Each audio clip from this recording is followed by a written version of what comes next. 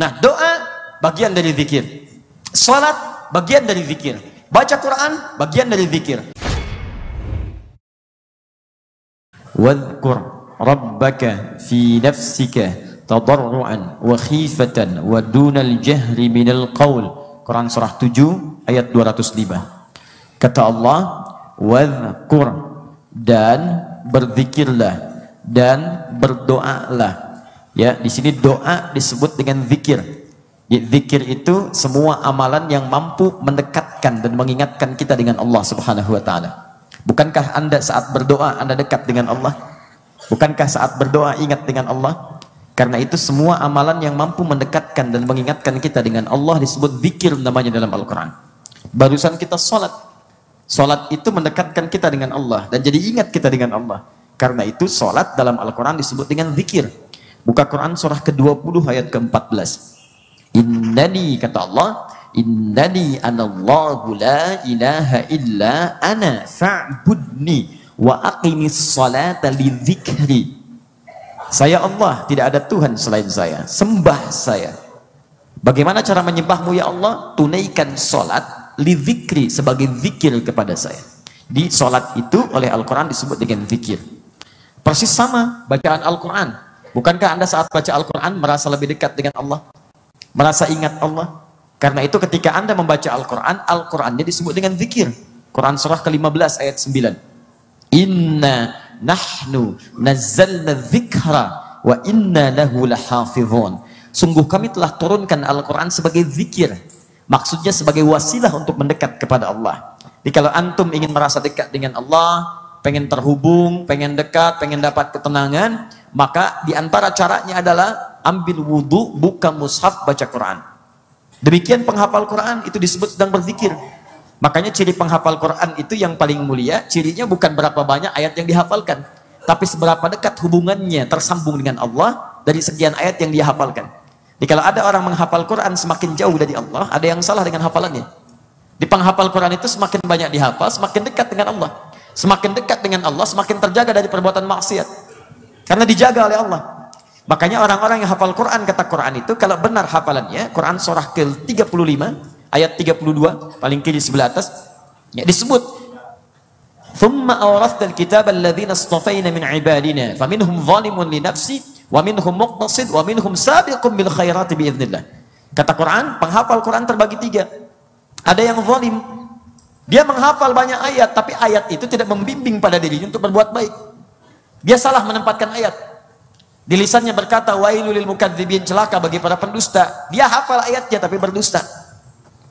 Di lisannya berkata, qul huwallahu ahad, hanya Allah yang esa.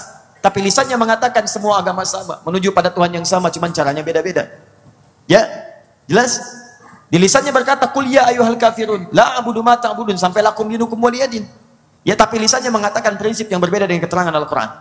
Berarti ada sesuatu yang tidak tepat dalam pendirian kehidupannya. Wa minhum muqtasid, ada orang hafal Quran paket hemat. Muqtasid itu paket hemat baru untuk dirinya, belum bisa berbagi dengan yang lain.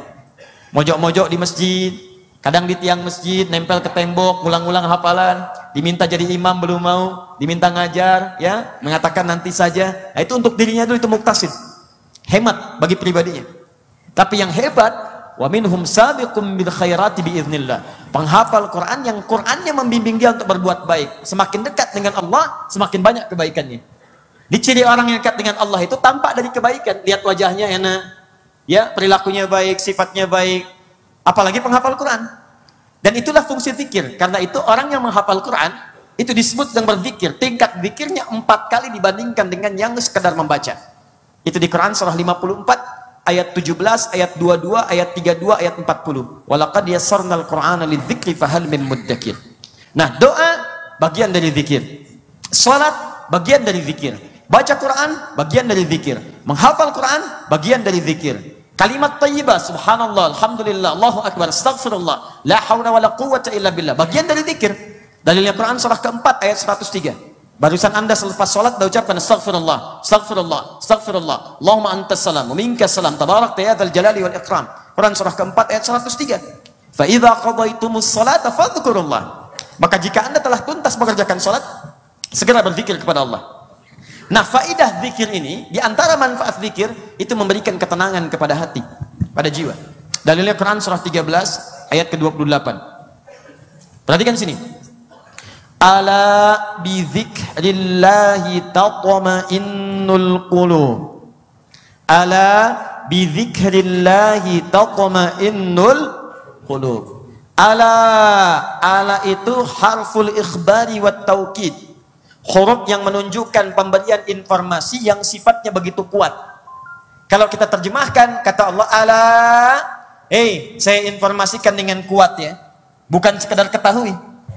Saya sampaikan dengan kuat. Saya tegaskan, kalau dalam bahasa yang paling singkat. Saya tegaskan. Bidzikrillahi, dengan kalian berzikir kepada Allah, tatma'innul qulub, maka zikir itu akan berdampak pada ketenangan hati. Kalau hatinya sudah tenang, maka semua kontrol aktivitas itu akan mudah kemudian diarahkan. Di sumber aktivitas kita itu sumbernya dari hati, dari jiwa, dari roh. Di manusia itu dibagi 3 elemen dalam hidupnya. Ada roh, bagian dalamnya. Ada akal, ada fisik. Jadi semua perintah itu datang lewat roh dari dalam, dari hati kita. Ini cuma eksekutor aja. Tangan eksekutor, ngambil. Kalau bagian jiwa kita katakan kerjakan, dia kerjakan. Mata lihat. Jangan lihat, tidak akan melihat. Merem. Fokus. Bicara. Jadi fisik itu cuma eksekutor. Dari hati diberikan kemudian perintahnya, lewat akal kemudian disaring, ditembuskan secara cepat sepersekian detik. Jadi kalau Anda ikut kajian di kelas khusus itu kita bahas. Ya. Jadi kalau di kedokteran cuma ada anatomi tubuh termasuk di biologi, itu nanti dalam Al-Quran anatomi manusia dibagi pada 3 elemen tadi. Hubungan antara roh sampai ke akal sampai ke fisik. Nyambung. Mata Anda sehat secara fisik tapi tidak sehat secara roh. Anda tanya dokter mata, apa ciri-ciri orang yang matanya jelas sehat? Kata dokter, matanya jelas, pandangan jelas, tidak pakai alat bantu, objeknya terlihat nampak bagus. Secara optik sempurna pantulan gambarannya. Bagus. Katakan, dok, saya melihat yang seperti itu. Banyak. Lihat jelas, nampak terang. Tapi ada persoalan, ketika keluar dari masjid, dia nggak bisa bedakan mana sendal dia, mana sendal orang. Itu apa masalahnya? Paham ya? Nah itu gambaran tuh.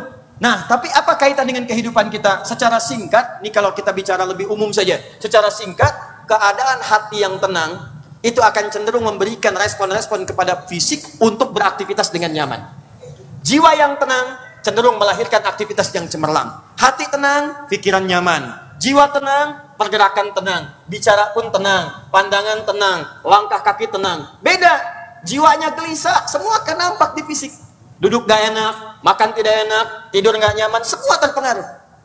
Nah apa yang bisa memberikan dampak ketenangan pada jiwa sehingga aktivitas kita itu berlangsung dengan nyaman? Mau makan enak, minum enak, tidur enak, segala enak. Apa diantara amalannya? Kata Allah, doa. Tadi ada sholat, tapi masa iya bayi bisa sholat? Di kandungan kemudian baru lahir. Kapan fase sholat muncul? Di sini. Kapan fase bacaan Quran bisa muncul? Sejak mulai kemudian baru dia bisa bicara, dia bisa baca. Kapan kemudian istighfar bisa muncul? Sejak mulai dia kemudian tumbuh baru dilakukan. Tapi doa bahkan bisa dikerjakan oleh orang-orang di sekelilingnya. Doa itu ketika Anda sampaikan kepada Allah, maka bisa memberikan dampak ketenangan di semua level yang Anda lalui ini. Bagaimana caranya saat mengandung, bayinya ikut tenang. Ketika terlahir, tenang. Tumbuh, tenang. Sampai ke sini tenang. Jadi begitu tenang, semua aktivitas dikerjakan dengan nyaman. Orang khusyuk, orang yang sholatnya tenang. Zikirnya tenang. Kerjanya tenang. Batuknya tenang. Belajarnya tenang. Bahkan meninggalnya dalam keadaan tenang. Begitu semua tenang, ketika dipanggil dia tenang. Ya ayyatuhan nafsul mutmainnah. Jadi bagian pertama kata Al-Quran, kenapa penting kita untuk bermohon, berdoa kepada Allah? Pertama, supaya memberikan dorongan kepada jiwa kita untuk mendapatkan ketenangan. Dari ketenangan inilah kita jernih menilai segala sesuatu yang sedang kita hadapi. Jadi kalau kita menilai sesuatu dengan jernih, maka kesimpulannya semua akan terlihat positif dalam kehidupan kita.